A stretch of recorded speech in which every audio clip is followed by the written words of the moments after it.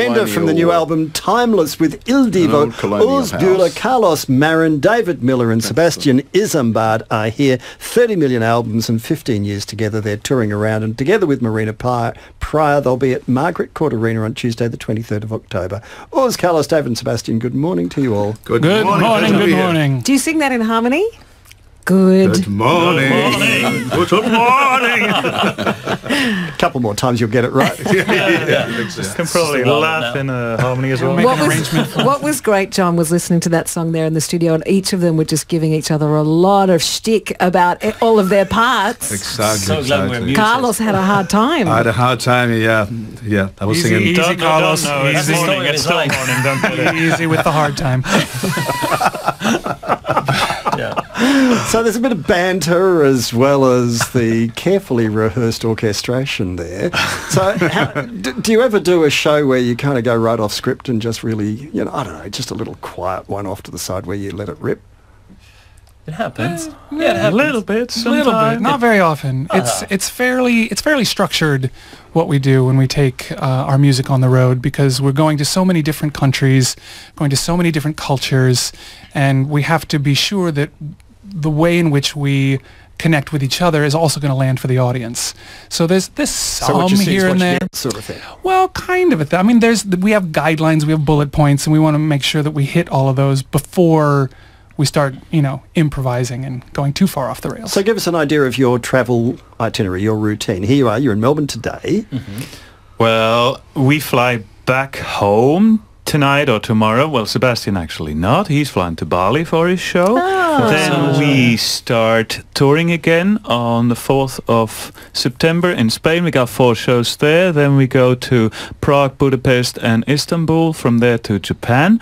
Then we come over to Australia. And after Australia, we go to New Zealand. Australia, including Tasmania, Henry. Exactly. Henry Reynolds has just passed you a card, and you're going to go and visit his history house. Yeah, that would be amazing. Well, so drop out of the the official thing and come and relax. Put your feet up. Yeah, and get a bit of culture for sure. Absolute pleasure. Show you around MoMA. And then after Australia, New Zealand? Then we got very interesting travel. We fly to Helsinki, where we've got a show 2 days later, 3 shows in Russia, and then we go to South Africa. Sorry, from Helsinki to Russia to South Africa? Yeah, and then... let's back up. Yeah. We New Zealand to Helsinki to South Africa. Yeah, that's and then United States. Isn't it? Yeah. Well, that's true. Moscow is in there somewhere. I mean, it's crazy, basically. How long has it been that crazy for? How many years? Well, 15 years, absolutely. Yeah. Well, we have to. Good. Well, we got to shave 2 years off of that. We worked on the first 2 albums before we started touring, so 13 years. Okay, let's say 13 and a half. I mean, it's a bit like the tennis tour or something. Mm-hmm. Is it like that? You're just constantly moving. That's right. And you have to be in shape in the same way. Like that requires you to be really fit, not only physically, but also with your voice to make sure that it lasts that long. It does. I mean, obviously, all this traveling, jet lag and all this thing. I mean, it's like, since we arrived, I'm like 4 days with no sleep. Because I just sleep during the day, and then when the night arrived, it's just crazy. Yeah, right. And you're such a sensitive soul, of course. Also. Yes, I'm a sensitive soul, single, divorced one. Imagine. So what can I do during the night? Imagine. Was that a pitch? It was. It's always a pitch. Shameless, but how could I possibly be surprised? That's the title of the album, Shameless. No, Timeless. It's Timeless. Oh. And relentlessness. So we heard there Love Me Tender. Yeah. And you've got Marina Pryor joining you. So how do you get the mix? Because what do you call classical crossover, I think it's called, is it not? So we get some of the favourites from the operas. Is it everything recognisable tunes no matter where they're from? Is that the approach? Well, actually, first thing, we do not sing any opera together. In this show coming up, actually, in Timeless, we do sing solo numbers, where some of us sing opera arias, but we've never really wanted to bastardize the great opera arias, because I personally don't see any need in putting a 4-part arrangement on Nessun Dorma. Henry's really agreeing with you there. Is that right, Henry? Oh, yes, absolutely. No. And for the rest, We've had quite a few original tunes on our first, let's say, 3-4 albums. How do you write decade those? ago. Is there somebody particularly who does the writing in this group? No, there's nobody in the group has written. There's the songwriters have written these songs for us. Sebastian is writing songs, but that's for his own solo project, and that's different style of music, right? What style is it, Sebastian, when you do your own things? It's very pop, actually. Yeah, it's very different from what we do in the band. I've written some stuff, suggested some ideas, and you know, we'll get some songs hopefully one day together and sit down and put some original songs. But yeah, it is. They don't sing your songs? No, they don't. Grateful? No, it's just different. It's the type of melody is kind of different. But yeah, I'm very hopeful that we will somehow someday do some songs together. After this many years, sorry, Henry? Do you craft your concerts according to the country you're in, or is it the same all over? It's fairly standardized, and we treat it like it's a musical almost. You know, that we're taking, you know, the Sound of Music on tour kind of thing, where you know that you're getting the same thing as everyone else. We try not to play favorites because that way we can be more inclusive of everyone. And you sing in English all the time, presumably, do you? No, in different languages like French, Italian, Spanish. We've sang in Latin, not Russian, but in Japanese, yes. Portuguese. Yeah, we've done so many languages, yes. But if they interfere with our election, maybe we will sing some Russian. Scutmo. You're right on. We're a bit sensitive about electoral instability in this country just at the moment. Leave it alone. But over the years, it must be like you develop the same relationships as family members, perhaps. Does it get to be like that when you spend so much time in each other's pockets? It is. I mean, after being together for 15 years, at the beginning, of course, because we were using English as a main language, as being each of us from different countries, it was quite difficult. Well, for me especially, being Spanish, because when we speak in Spanish, we speak with a lot of bad words, and when you translate it to English, it sounds quite bad. But yeah, Spanish to me. What sort of bad words? Some bad words. I don't know. Has it got easier over time, how you've worked out how to do this well with each other, or does it just take a lot of knowing how to keep yourselves, apart from each other when you need to? I think those are the same thing. Yeah. Yeah, no, creating space for ourselves, creating an environment whereby everyone can feel safe to express what they need to. And, we may agree with you, we may not agree with you, but, go ahead and tell us how you feel.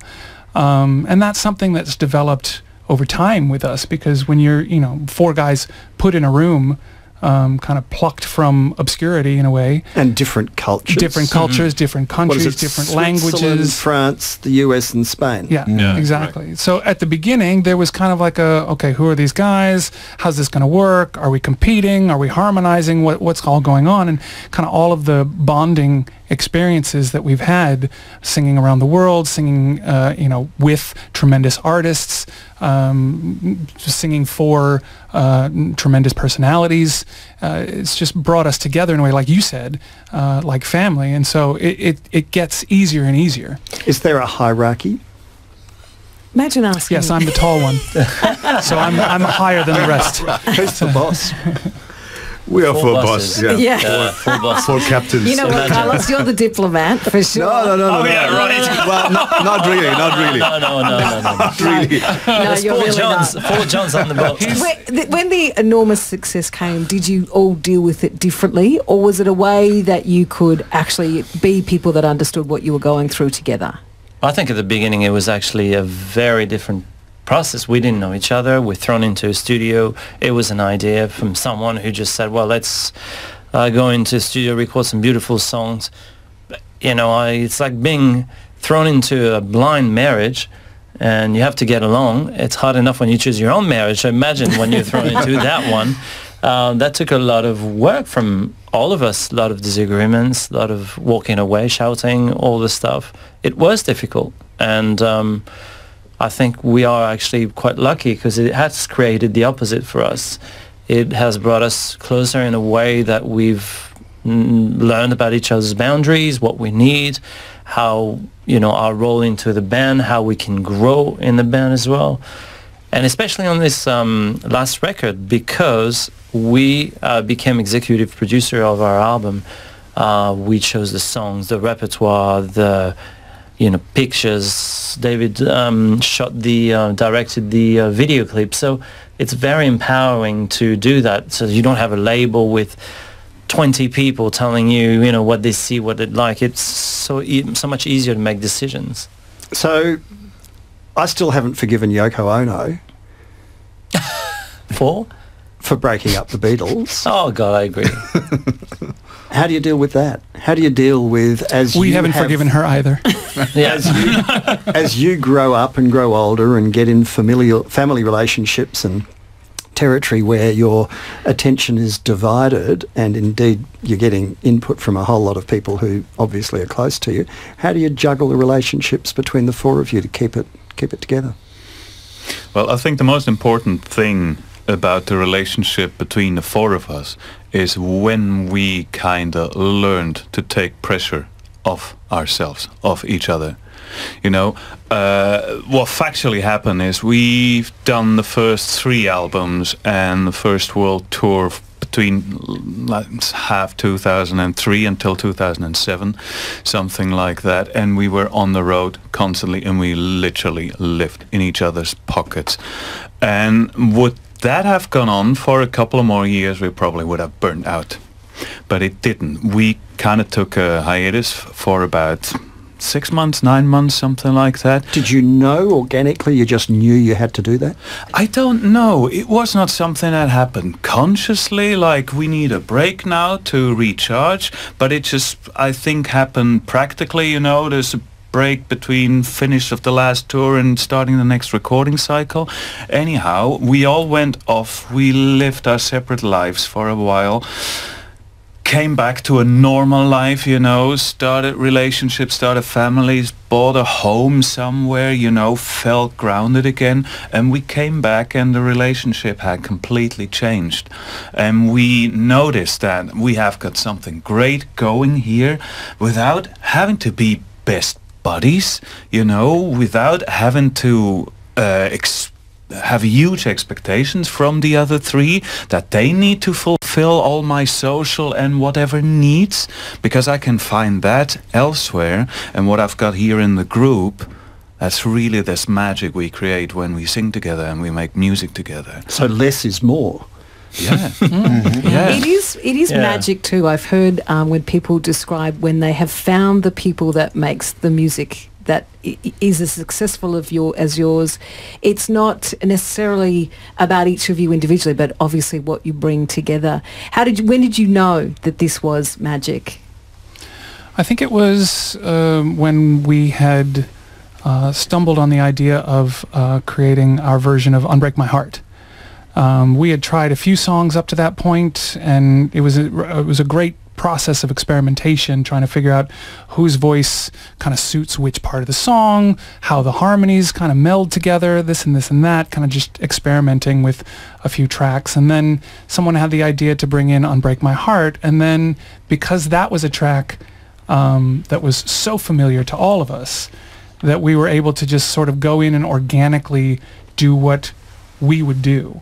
And then the producers came back and kind of did a semi-finished version of it, and we all sat together in one place and listened to that and went, okay, that's different, that's unique, that's something special. Do you make decisions by consensus?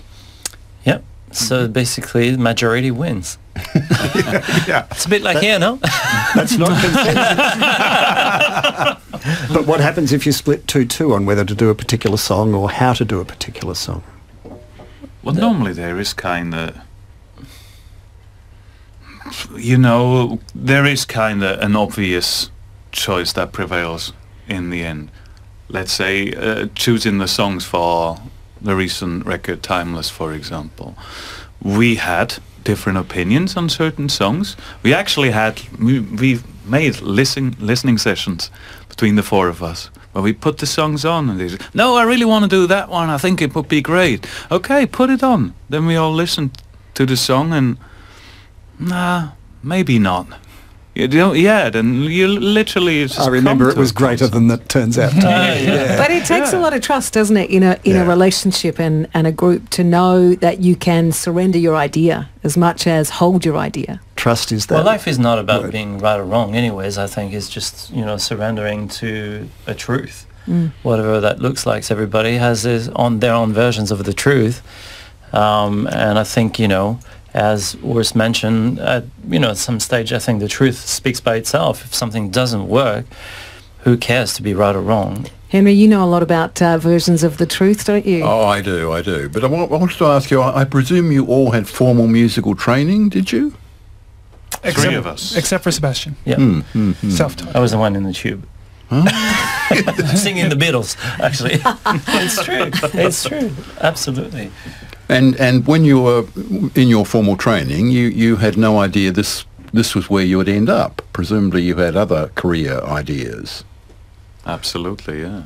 Yeah. I mean, each of us, we had our different audition. I remember I said no at the beginning because I didn't want to be part of any band, because I was coming from the opera, musical theatre and whatever. And then suddenly after a while I just decided, to say yes in there. And I think it's the best thing that we've done so far. 40 million records, yeah. Amazing. Do you have portfolios, so to speak, within the group? For instance, is there someone who's in charge of the business side of things, or someone who takes more of an interest in the instruments and instrumentation? Does it work that way? No, not really. It's we all have to weigh in on every decision. It's just part and parcel of, if there weren't four of us, if it was just me per se, or if it was just Urs, I'd have to be across every decision. And since the four of us really are, equally partners and captains of this ship that we that we sail around the world, we kind of insist on it. And can you be bluntly and brutally honest with each other if you have to? Have you managed to negotiate? Oh, yeah, we are. We are really honest with each other. David's eyes are rolling. Oh boy, sometimes So honest. I noticed how quickly Carlos jumped in there. No, we are. I mean, that's... He's a diplomat. No, but that's... I got that so wrong, didn't I? Yeah, you did. I really did. Because I think that's a magical thing, because we have lasted for so long because we are really honest to each other. That's what we do all the time. Because if you're not in a group that spends so much time with each other, then the resentments would build and build and build. It's much better to get it out. Or to let go of it, for sure. absolutely. Well, you let go by getting it out, don't you? And this is album number 8. 9. 9. Are you as proud, or Nine, are you nine. more proud of this one? His German Yeah, especially because, as I said early on, we produced it. Yeah. So it's complete- really it's special. handcraft, really, yeah. Which, over the years we had our labels, we were involved with Simon Cowell and etc. And that's the first time really where we had control of everything. And that made just the process a lot easier, for us, and then to defend and promote. It's just a whole different ballgame. And clearly one of the ingredients of success and longevity is that you can laugh at each other and yourselves. For sure. Which a lot of people at your level of success, they get so serious and Yeah, they you get can, so yeah. protective of ego and reputation. So I congratulate you on that. Thank you, John. Il Divo, the Timeless Tour with conductor John Foreman and an orchestra and special guest Marina Pryor will be on Tuesday the 23rd of October at Margaret Court Arena.